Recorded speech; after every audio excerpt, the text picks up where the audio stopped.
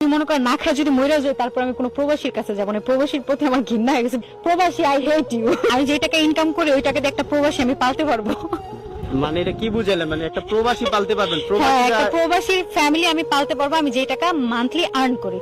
প্রথমেই জুতা মারি ওইসব সাংবাদিক নামক মাদারচুদ গুলাকে, যেগুলো এই সস্তা প্রোডাক্ট গুলা সেল করার জন্য তাদের মুখের সামনে মাইক ক্যামেরা ধরে প্রমোট করে। আর কি বলো মামনি, প্রবাসীদেরকে ঘৃণা করো?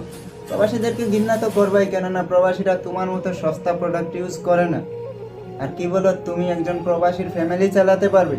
আরে প্রবাসীরা যদি তোমার মতো খাঙ্কি মাঙ্কির অডিও কল 200, ভিডিও কল 500 টাকায় চলতো, তাহলে এই প্রবাসে এসে 12-13 ঘন্টা ডিউটি করে 43 ডিগ্রি রোদের মাঝে এই প্রবাস নামক জেলখানায় বন্দি না থেকে বউ নিয়ে দেশে ব্যবসা করত। নিজের সম্মান বিক্রি করে খাওয়া মেয়েটা প্রবাসীদের সম্মান কি বুঝবে? যে নিজের ইজ্জতই মাজারের শিরনির মতো এখানে ওখানে বিলিয়ে দে, সে প্রবাসীদেরকে কি ইজ্জত দিবে?